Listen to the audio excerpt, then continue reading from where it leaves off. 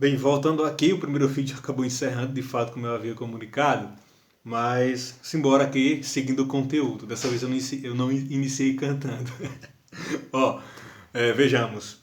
Estamos falando aqui sobre o continente europeu, né? Falamos sobre a hidrografia, o relevo, tá bom? Esqueci de um detalhe quando estava falando do relevo, né? Que é um continente formado por cordilheiras que são conjuntos montanhosos e sequenciais, tá? Que vão formar essas cordilheiras. Geralmente elas são congeladas e sofrem muita influência da corrente do Golfo. Tá? A corrente do Golfo é uma corrente de águas frias que vão tornar essas montanhas, essas cordilheiras congeladas na maioria dos países. Certo? Para a gente não perder o raciocínio, no último vídeo eu encerrei falando da Grécia, da questão da Grécia e da questão da contradição, né, do contraste europeu que luta aí pelo capitalismo e luta contra o capitalismo ao mesmo tempo, contra a questão do desemprego que a globalização, a industrialização trouxe aí para a vida dos europeus e está trazendo para a vida de todo o planeta, né, que está realmente inserido nesse sistema capitalista. Tá bom, pessoal? Outra questão é que o continente europeu, né, ele é um continente pequeno, tá? Ele é como se fosse uma península do continente ali asiático, na verdade, um pedaço do continente asiático. Tanto é que os países, nós temos hoje, ó, 750 milhões de pessoas que habitam o território europeu, isso corresponde a 12% da população mundial. Existem países na Europa que são menores do que municípios brasileiros, tá? Então, para vocês terem ideia do quão pequenos são esses países, mas por serem pequenos, existe uma melhor organização, eles conseguem se organizar melhor, eles conseguem se desenvolver de maneira mais organizada. O Brasil, né, ao contrário da Europa, é um país de dimensões continentais, é um país gigantesco. É como se cada estado brasileiro fosse um país europeu. Existe estado brasileiro que dá 3, 4 países europeus, né? Mas eles têm essa vantagem, por ser pequenininhos, eles conseguem se unir mais entre eles dentro do bloco econômico deles, que é a União Europeia, e conseguem se organizar de uma melhor forma.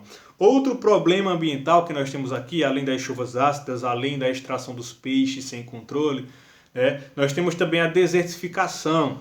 O pessoal na Europa, eles acabam utilizando muito a prática agrícola, né, e a Europa investe muito nisso hoje, justamente porque eles tinham um grande problema com a desertificação do solo, ou seja, o solo, de tanta prática agrícola que tinha ali, de tantos vegetais, as plantas sugarem nutrientes do solo, os europeus não tinham o costume de realizar a correção do solo, adubando ele novamente para que devolvesse aqueles nutrientes para o solo, tornando ele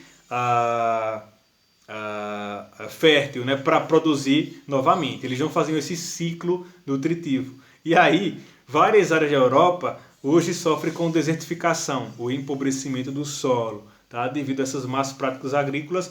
E tanto é que hoje em dia os países europeus são os que mais investem aí na agricultura, justamente para reverter esse quadro, que já está sendo revertido aí em muitos países, certo? Inclusive a agricultura, a tecnologia implantada na agricultura europeia não é encontrada em nenhuma outra parte do planeta. Então eles investem muito nessa questão aí, tá bom?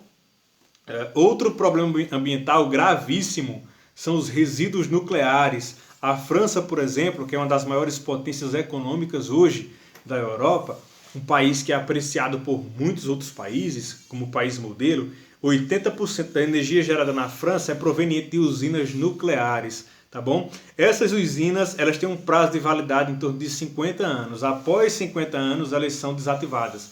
Elas têm que ser desativadas, certo?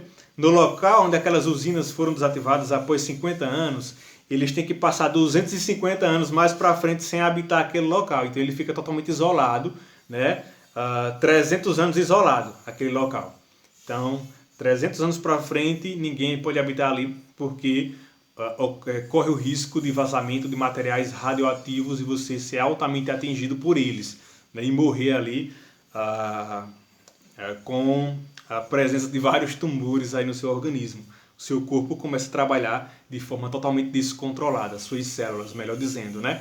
Então, a França, ela trabalha basicamente apenas com energia nuclear.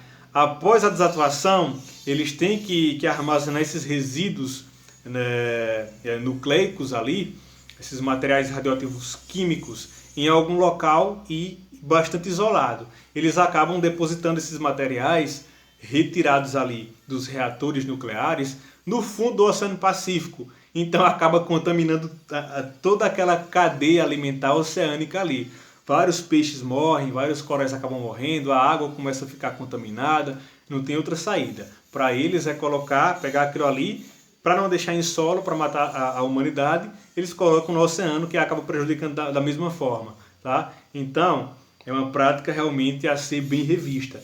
Certo? O continente europeu, como vocês podem observar, não é um continente apenas de formosura, né? Um continente, poxa, esse continente é top, não tem defeitos. E ele tem muito defeito sim, certo? E nós estamos conhecendo alguns desses defeitos agora, tá?